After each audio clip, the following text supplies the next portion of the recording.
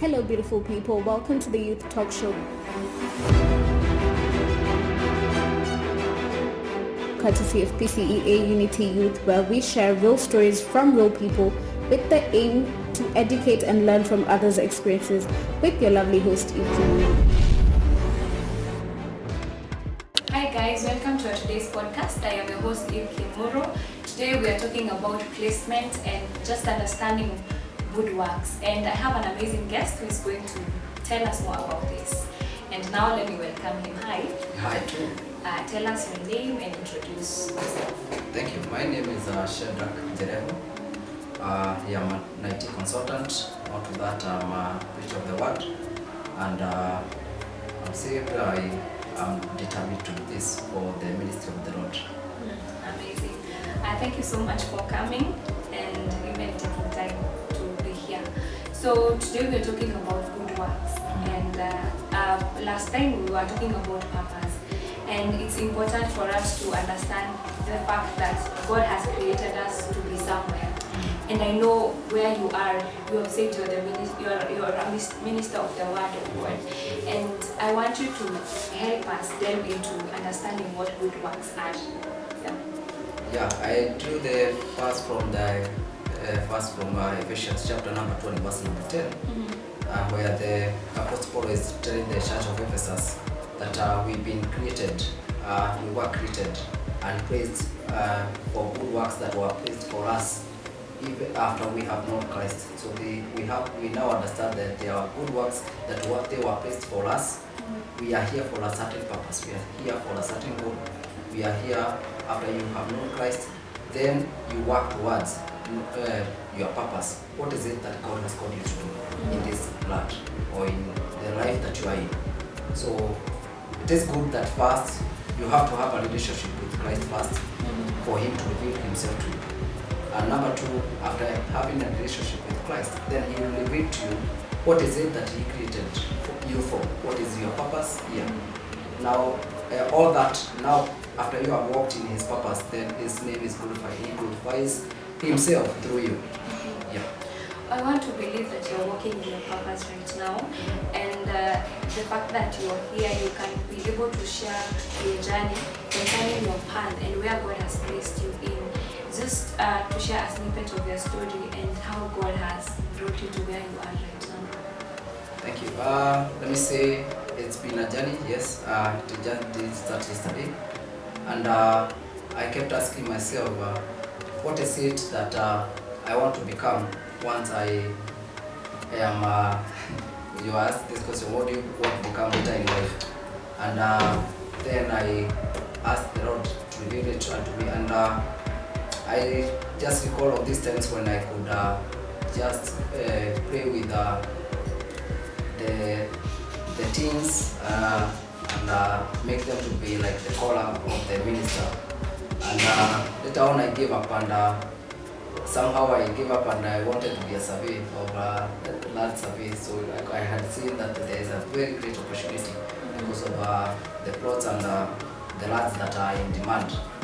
And afterwards that I went and did some IT technology, a course in IT. Then afterwards, I found myself that yes, I'm in it, but I'm not enjoying it.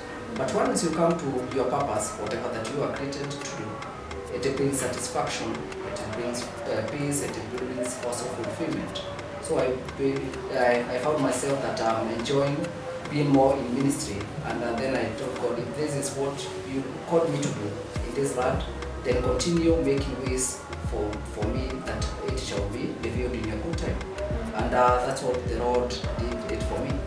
And I pictured it like I took a step of faith, like asking God to handle it for me or to show me the way. And I took the step of faith by starting schooling. Schooling for theology, bachelor's of theology, and now afterwards, then I have been invited to various places to share the word, and I thank God for the grace that has been enough for me. And up to this point, I can just say this far it's by the grace of God. When we talk about a journey, there are some challenges we face in between, and even in purpose, that is, I can say that understanding where God has placed you to be has a lot of things. Sometimes you may miss out on things. I would like you to just delve into like the challenges you have faced as you walk through the journey of understanding who you are and where you're supposed to be. Yeah, thank you. Yes, it's there are some challenges that once comes along, like the rejection and the mocking from some of the friends, like the friends of Job in the Bible. I also had those kind of friends before they understood that this is the calling that I have to serve Jesus. They couldn't understand why can't you go with us to some places, why can't you do with us some certain things that we are doing. But once you have committed yourself for the ministry, then you start on your clouds that I can do this. I can't walk on your ways to just to make you happy, because I'm determined to walk in the ways that the Lord has called me to.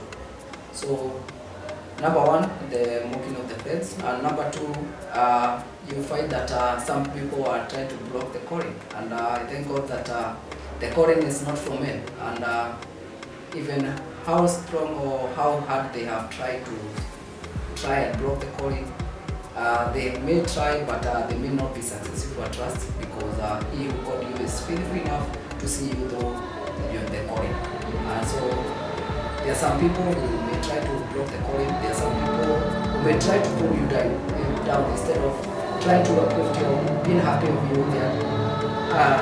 They find that they are not happy. You find that they are not happy for where you are. So you find that there are some challenges.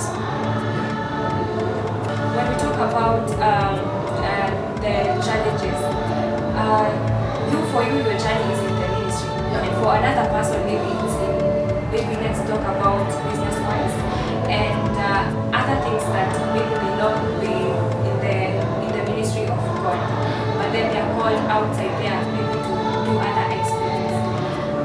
What would you tell such a person who is trying to find their path in that area? Yeah, the Lord is faithful, and whatever that you are deciding to, if you just commit it to the Lord, you just ask for the will of the Lord. After you have had a relationship with Christ, then He will obviously reveal His will unto you. He may send people, He will show you visions, but He will always make ways for you. You do your part, give it your best shot, then the Lord will do the rest. For example, in my case, I took the step of faith by going back to school, and the Lord made ways that I can even do my other duties at work, my workplace, and still continue doing my studies. So the Lord opens some doors that you just see this is the way, this is the doing of the Lord. There are some places that the Lord takes you, and you just see that this is the doing of the Lord. So for them that are struggling to find their purpose, number one, I would request them to have a close relationship with Christ. Then whatever that they are desiring to do, to pray about it, and then the Lord will reveal if that is His will in them. But number one, they have to have a close relationship with Christ. Then the grace of the Lord will be enough. Whenever they are trusting the Lord, it will always be enough for them. I understand when you talk about there are some people who may block your purpose and where you're supposed to go. How did you handle that on your case? Thank you. At first it was not easy accepting, because these are people that I trusted, and they could back me on. But later I found that they are the same people who are pulling me down. And I felt that like I'm trying so hard, or these are not the friends I should be having in my life. Like they are just acquaintances, and I thought they are my friends.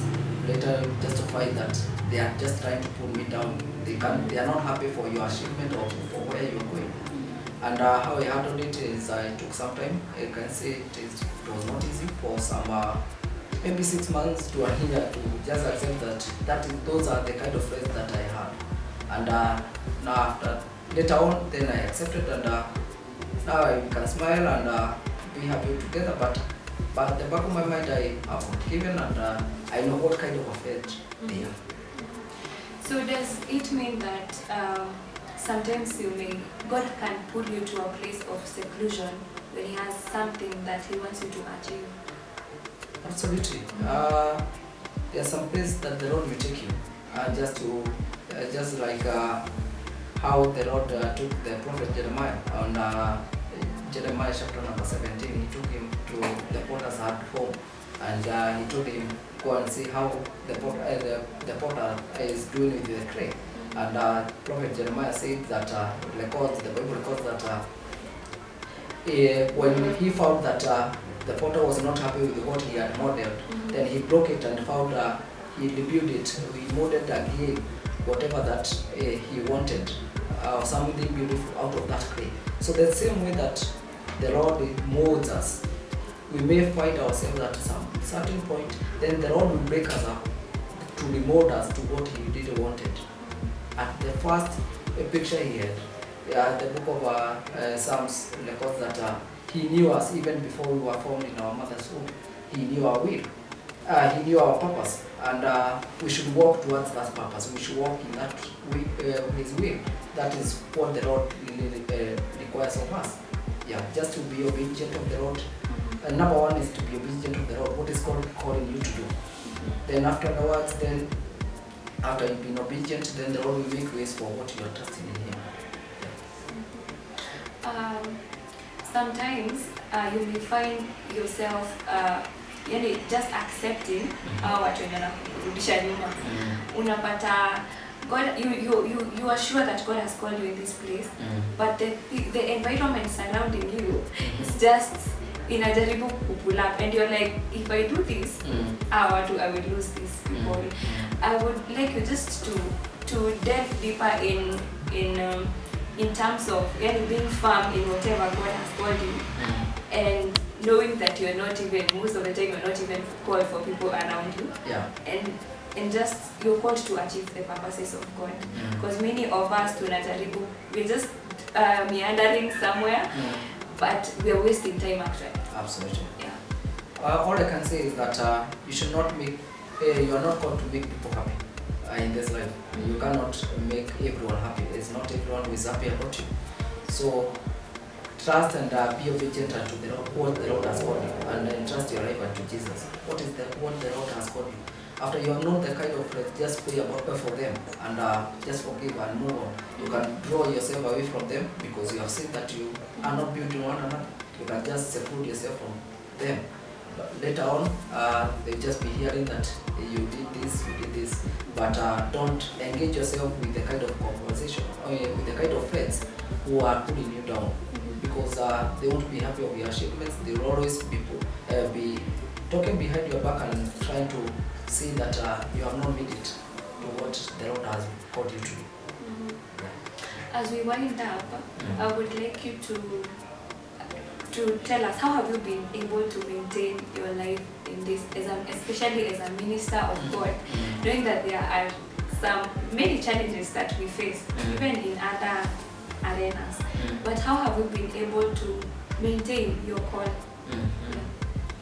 I can say it's been a task, but the Lord has helped me. How I've made it to still maintain the same shape that I am, is just by entrusting my life unto Jesus. What is it? Always obeying the commandments, walking by His will, and having some people who are praying with you. That is very key. Have some people who are on their knees for you, that you know they are genuine friends. So you back one another in prayer, and also find yourself that you engage with people who are in the same cause or in the same place that you are engaging yourself with. Like for myself, I can engage myself with people who are in the ministry. They enlighten me what are the challenges ahead, what challenges did they meet, and how can I help them. Yeah. What would be your last word to tell to the people outside there who are still looking for their purpose, or who have already found it and they're finding it difficult to maneuver? All I can say is be obedient to what the Lord has called you to do. Entrust your life into Jesus. Do according to the will of the Lord, and be persistent in your prayers, and just ask the Lord to show you the way, or to open up the doors that you are entrusting Him to do, because He is a miracle working God. He will always open the doors. He will always guide you. He will always get into the room before you get for the interviews, and He will give you the grace and the favor that comes from above. You cannot make people happy for the decisions that you have taken, and just entrust your life to those who are for you. Amazing. There's something you've talked about, accountability, and I love the fact that you have said it's important to have people who are in the same mind, who have the same mindset with you. And I pray that even for our viewers, we will be able to learn and understand the importance of accountability. So thank you so much, Shadrach, for coming. We honor your presence, and may God bless you and keep on expanding you in your sphere of influence. And I pray even for our viewers that you may continue learning and growing and understanding the life that God has called you to live. For us, that is it for today. May God bless you and have a lovely week.